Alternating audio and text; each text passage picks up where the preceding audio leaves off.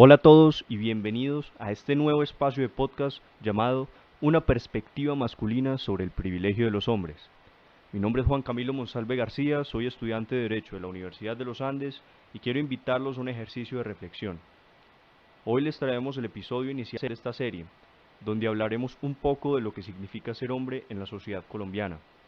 Así analizaremos los privilegios que tenemos los hombres y las consecuencias que se derivan de estos. Se finalizará con una propuesta un poco ambiciosa dirigido a hombres y mujeres que quieran ser aliados en el proceso de erradicar la discriminación contra la mujer y el sexismo. Antes de comenzar, es fundamental hablar un poco de la palabra privilegio. La Real Academia de la Lengua Española define el privilegio como una exención de una obligación o ventaja exclusiva o especial que goza a alguien por concesión de un superior o por determinada circunstancia propia. Un poco compleja la definición, lo sé.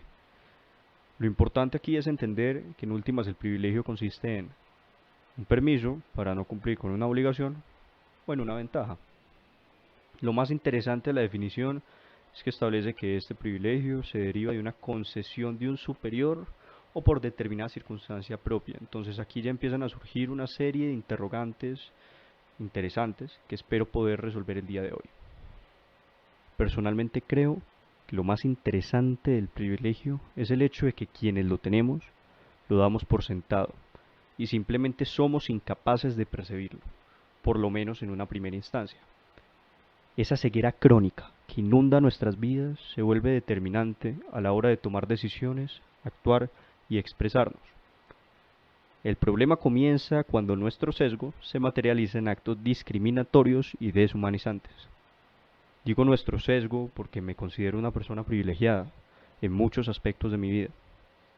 Soy un hombre blanco heterosexual, clase media alta, que teniendo en cuenta los índices de desigualdad del país se concreta como alta, con acceso a excelente educación básica y superior. Tengo la posibilidad de estudiar en una gran universidad y de vivir en una ciudad diferente a donde viven mis padres. Claro, todos hemos tenido nuestras luchas personales y hemos realizado sacrificios para cumplir nuestros sueños. Pero lo cierto es que puedo decir que no se me han presentado mayores obstáculos en la vida. Luego de esta descripción podrán pensar, parece estar orgulloso de todo eso. Lo cierto es que no me siento orgulloso y tampoco me siento avergonzado. Me sentiré avergonzado el día que, sabiendo todos los privilegios de los que soy titular, decida no hacer nada al respecto. No utilizar esas situaciones que se encuentran a mi favor para equilibrar la balanza, para deconstruir ese peldaño en que la gente como yo se encuentra parada. Suena un poco radical, lo tengo que aceptar. Algunos dirían incluso antisistema, y quizás sí. No me preocupa mucho saber en qué tipo de concepto se enmarca esta idea que tengo sobre mí mismo y sobre mi deber como persona privilegiada. En los últimos años he tenido la maravillosa oportunidad de sentarme en clases con excelentes profesores y compañeros, que nos incitan a reflexionar sobre estos privilegios. Hacen un gran esfuerzo por crear desde la academia un sentido de cultura ciudadana que denominaré la cultura del metaprivilegio. Este término que me acabo de inventar y puede sonar un poco pretencioso, usa el prefijo meta para hacer referencia a más allá de. Así queda un poco más clara la idea de que se trata de crear una cultura de reflexión y razonamiento más allá de la posición de privilegio en la que estamos parados.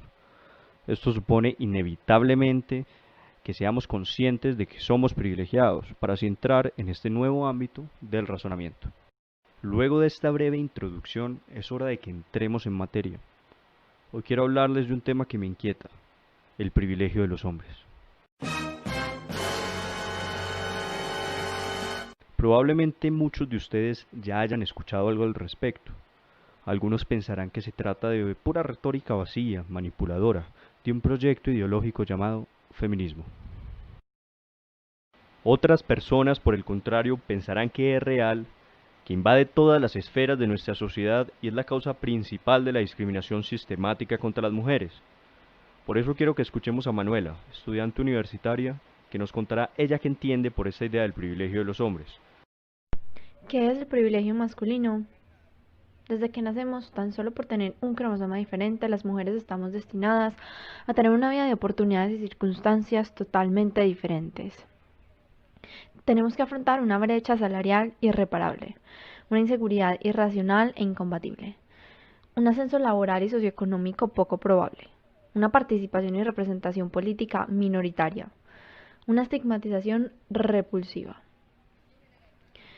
Debemos de recibir críticas de imposiciones sobre nuestro cuerpo, nuestra forma de vestir, de hablar, de pensar y de decir. Somos objeto de materialización y sexualización, cuando en realidad todos estos privilegios, entre comillas, deberían ser derechos que tanto como mujeres y hombres deberíamos de universalizar. Antes de continuar, debemos tener un pequeño paréntesis de aclaración conceptual. Me atrevo a decir con mucha seguridad que la mayoría de la sociedad colombiana no conoce la diferencia entre las palabras sexo y género. Es bastante común encontrar que las personas confundan estos términos. Esto creo que es la consecuencia directa e innegable de un sistema educativo que ha preferido hacerse el de los oídos sordos frente al enfoque de género. Más adelante hablaremos un poco sobre esta idea. Entonces la palabra sexo hace referencia a las diferencias y características biológicas, anatómicas, fisiológicas y cromosómicas de los seres humanos, que los definen como hombres o mujeres, tradicionalmente hablando. Por género entendemos la construcción social y cultural que define las características ya de un orden emocional, afectivo, intelectual y una serie de comportamientos que cada sociedad le asigna como propios y naturales a los hombres o a las mujeres. Este concepto de natural van a ver que es fundamental para comprender la idea de los estereotipos de género que vamos a explicar a continuación. Cuando hablamos de estereotipos probablemente se les venga a la cabeza el término prejuicio. El Alto Comisionado de Derechos Humanos de la ONU define los estereotipos de género como una serie de prejuicios generalizados acerca de, primero, atributos o características que hombres y mujeres poseen o deberían poseer. Segundo, sobre funciones sociales que ambos desempeñan o deberían desempeñar. Pues bueno, un ejemplo de un estereotipo de género sería: las mujeres solo sirven para cocinar y su aspiración principal es tener hijos y dedicarse a su crianza. Estos estereotipos tan comunes y tan presentes en nuestra sociedad colombiana terminan siendo los responsables de una discriminación histórica contra las mujeres. Y quiero que vean las siguientes cifras, que son un excelente reflejo de los problemas que hay en Colombia. De acuerdo con el Programa de Naciones Unidas para el Desarrollo, en un informe presentado en 2020 sobre la inequidad de género, Colombia se encuentra en el puesto 79 del Gender Inequality Index, donde si bien se mejoró respecto al informe de 2018, aún falta mucho por avanzar.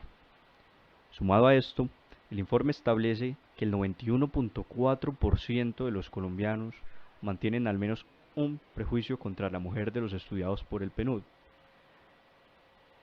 Más del 50% de los colombianos tienen dos prejuicios y tan solo el 8% de los colombianos no tienen ningún prejuicio. Creo que estas son cifras que muestran una realidad alarmante en términos de equidad de género, en términos de lucha contra los estereotipos de género. En este punto algunos de ustedes dirán: ¿cómo así? Yo en la vida he visto a una mujer ser discriminada solo por el hecho de ser mujer. O por el contrario, a las mujeres se les protege y se les quiere por ser el pilar de nuestra sociedad. O yo como mujer nunca me he visto sometida a ningún tipo de discriminación. Por eso es usual que se tilde esta afirmación de exagerada. Pero antes de quedarnos con estas primeras reacciones, hablemos un poco sobre qué significa discriminación contra la mujer. Por allá en los años 80, concretamente en 1981, se adoptó la Convención sobre la Eliminación de todas las formas de discriminación contra la mujer. Esta convención estableció que cuando hablamos de discriminación contra la mujer, hacemos referencia a toda distinción, exclusión o restricción basada en el sexo que tenga por objeto o por resultado menoscabar o anular el reconocimiento, goce o ejercicio por la mujer. En este punto quiero traer a colación a Alda Facio, una autora costarricense muy reconocida por sus trabajos en materia de género y feminismo. Ella nos aclaraba la importancia de esta definición con el siguiente ejemplo. Una ley será discriminatoria si tiene por resultado la discriminación de la mujer, aunque esa misma ley no se haya promulgado con la intención o con el objeto de discriminarla. Adicionalmente, la definición extiende esta idea de discriminación a todas las esferas de la vida de la mujer, incluyendo la privada. De igual manera, se vuelve fundamental que comprendamos que las leyes que nos gobiernan no son únicamente las escritas sobre papel y publicadas en la Gaceta del Congreso. La realidad es que las leyes no escritas suelen ser igual o incluso más fuertes en términos de los efectos que generan en la sociedad que las escritas. Así encontramos leyes derivadas de lo que Alda Facio llama lo sociocultural y leyes derivadas de lo institucional. Yo sé que esto puede parecer una enorme cantidad de tecnicismos aburridos, pero ya verán la importancia de tener clara esta división tripartita. Por ejemplo, una ley X da una menor pena a las violaciones que se dieran entre marido y mujer. Esta ley fue declarada inconstitucional por un tribunal. Sin embargo, la gran parte de la sociedad sigue creyendo que la violación que se da entre marido y mujer es menos grave, pues ellos afirman que el matrimonio conlleva una serie de obligaciones como la satisfacción del deseo sexual. Por mucho que una ley escrita o una sentencia, que en este caso vendría a ser la ley derivada de lo institucional, equiparen en términos de gravedad la violación dentro o afuera del matrimonio, si la sociedad sigue viéndolas con diferentes ojos, no será posible lograr igual repudio por ambas conductas y así destruir los estereotipos de género relacionados con el matrimonio. Por esto es fundamental tener esta división tripartita de la ley para analizar los problemas sociales y sus posibles soluciones. Bueno, siguiendo con nuestro tema, la discriminación se presenta en el ámbito social, económico, político, cultural, civil, etc., en todos los ámbitos de nuestra vida. Incluso es transversal a todos los rincones de nuestra vida. Ocurren casos donde una mujer le niegan el trabajo porque se ve muy linda para ser suficientemente inteligente, o a la que miran por debajo por decir que no quiere tener hijos, o a la que la tratan de mentirosa cuando denuncia un acto de acoso o abuso sexual. Todos casos de discriminación que tenemos normalizados. Ahora, volviendo a la idea del privilegio de los hombres, estos se materializan en el hecho de que nosotros nunca hemos pasado por estas circunstancias. Nunca nos han chiflado y tirado piropos en la calle. Nunca nos han dicho, no uses esa camisa, por mucho que te guste, porque provocas a tus compañeras y a tus profesoras. Nunca nos han dicho que somos incapaces de manejar una compañía o de ser líderes porque somos hombres. Y los hombres son de un carácter mucho más calmado y asertivo. Aquí quiero que escuchemos un momento el testimonio de Mariana, una estudiante universitaria. Yo creo que otra manera en la cual se nota los privilegios que tienen los hombres en ámbitos de la vida cotidiana es, por ejemplo, en el goce libre y pleno de la sexualidad. Siento que los hombres tienen esa vía libre a hacer, decir, comentar ciertas cosas que una mujer no puede hacer, porque va a ser inmediatamente juzgada y va a ser inmediatamente catalogada en ciertas cosas. Entonces, si hace tal cosa, va a ser una prostituta, si hace tal otra, va a ser una perra. Mientras que si un hombre hace lo mismo, no va a ser cuestionado de la misma manera. Nuestra vida sexual siempre está en el foco porque nosotros tenemos una concepción o un destino distinto respecto a cómo vivimos nuestro cuerpo. De eso se trata el privilegio, de no ser discriminados y recibir un montón de beneficios por no hacer nada, por nacer hombres. Así es como los hombres hemos dominado históricamente todos los poderes, ideológicos, políticos, sociales y económicos. Y sí, eso que pensamos que es tan normal, tan natural, es tan solo el resultado de muchos siglos de dominio indiscutido y tolerado. Hace ya varios años, un grupo de mujeres comenzó la lucha por sus derechos, por cambiar la sociedad y generar conciencia. Esa es la palabra clave, conciencia. Abrir los ojos sobre la discriminación, sobre el privilegio, sobre las conductas más mínimas que llevamos a cabo casi de manera automática. Para acabar con la discriminación y lograr la ansiada terminación del sexismo, es necesario terminar con la destructiva creencia de que el sexo femenino fue puesto en este mundo para servir y aguantar los deseos del masculino. Y para que veamos que la discriminación contra la mujer se extiende a todos los ámbitos de la vida, quiero que escuchemos el testimonio de una abogada. Cuando trabajé en el sector financiero hace 20 años, cuando había una vacante de ascenso y estaban participando mujeres y hombres, siempre se lo daban a los hombres porque el jefe en su momento consideraba que eran más competentes los hombres que las mujeres, siendo las mujeres con mayores competencias que los hombres. Él decía que no le gustaba trabajar con mujeres. Ese sexismo que subyace en nuestras culturas se manifiesta a través de actos físicos o verbales llamados machismo. Según Victoria Sau, en términos psicológicos, podríamos decir que el sexismo es consciente y el machismo inconsciente. De ahí que un machista no sea forzosamente sexista. Algunos dejan de ser machistas cuando conocen lo que es el sexismo, mientras que un sexista puede no tener rasgos aparentes de machismo. Escuchemos a Sara María, estudiante universitaria, que nos contará un poco de lo que ella considera que es un acto de machismo, de esos que vemos día a día pero usualmente ignoramos.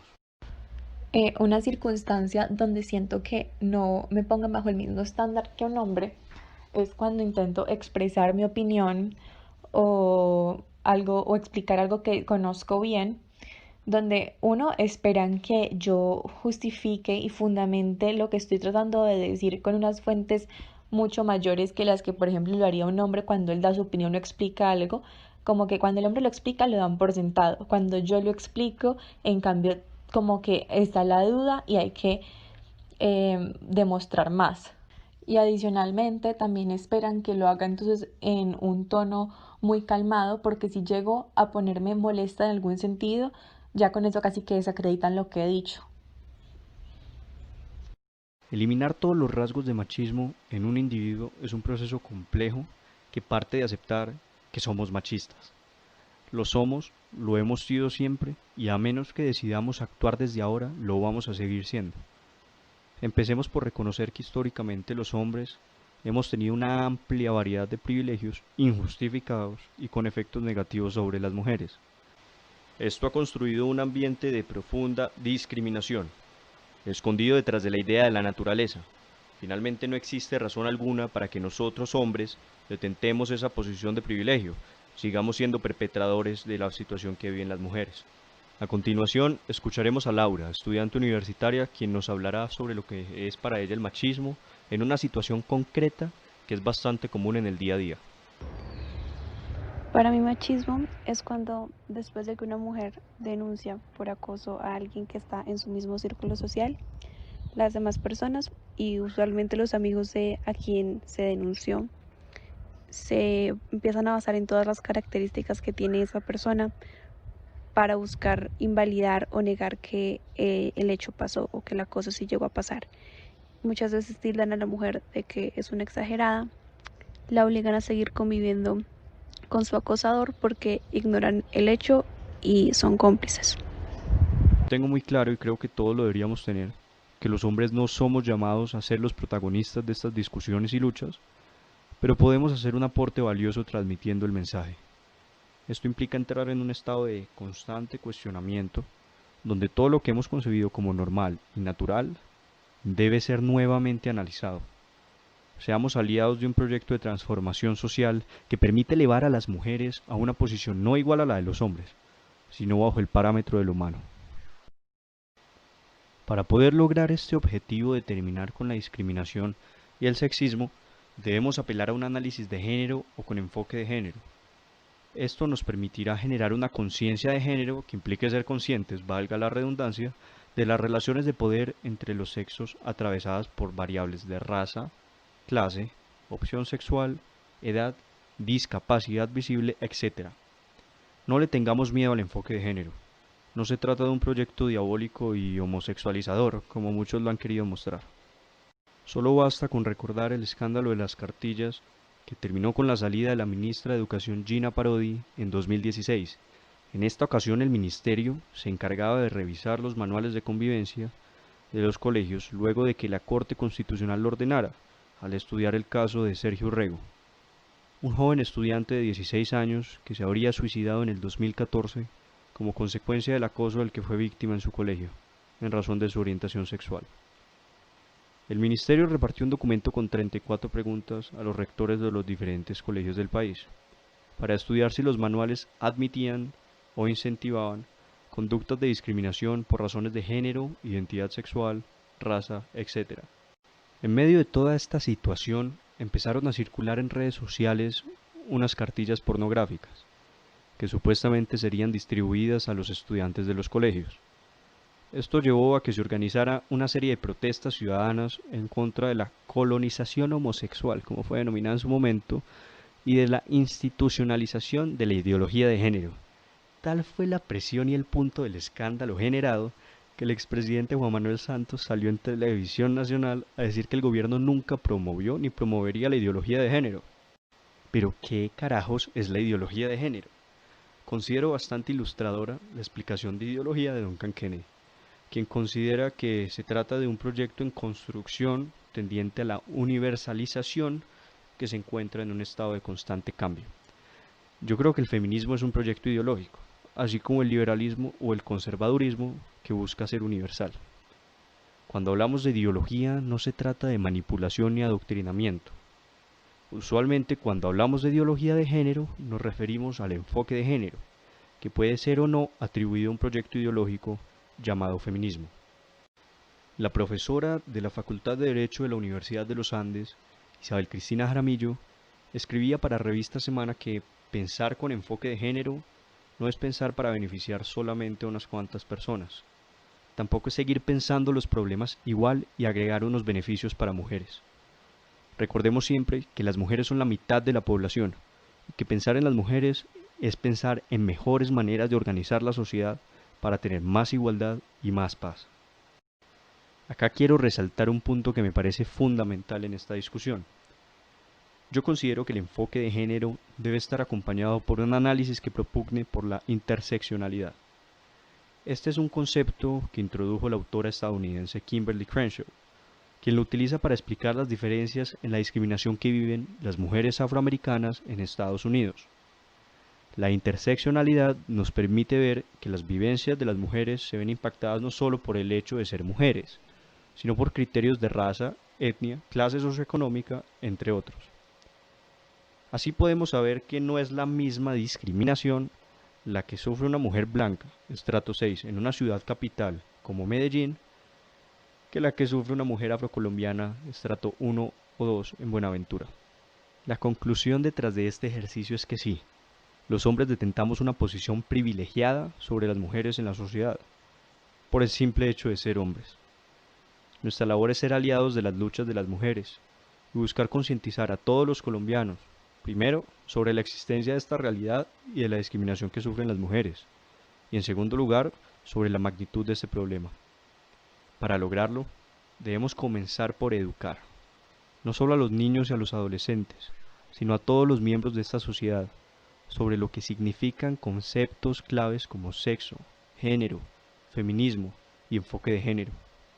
Solo así podremos terminar con los chistes de las feminazis y con los chistes homofóbicos, transfóbicos y con el sexismo imperante en nuestro país. Creemos una cultura de personas que se obliguen a reflexionar más allá del mundo privilegiado en el que viven. Y nosotros los hombres utilicemos ese privilegio para destruir las bases sobre las que se cimienta. No permitamos que ese privilegio sea utilizado como un pretexto para autoproclamarse un poder con delirios de una superioridad irrisoria que dé pie a la justificación de actos como el acoso y el abuso. La intención con este podcast era presentar tan solo una de las posiciones que pueden existir en torno a la discusión sobre los privilegios que detentan los hombres.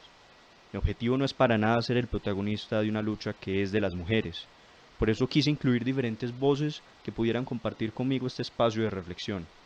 Como hombres tenemos el deber de someternos a procesos serios de introspección para poder alcanzar un estado de conciencia de género. Por primera vez, no seamos la piedra en el zapato y más bien pongámonos en sus zapatos. Hemos llegado al final de este episodio y me gustaría agradecerle a todas las personas que hicieron de esto posible. A las 5 mujeres que nos acompañaron con sus testimonios, que hicieron de esta experiencia mucho más enriquecedora. También a Samuel Monsalve, que se encargó de la edición de audio y video. Esperamos que nos encontremos pronto en una nueva versión de este podcast.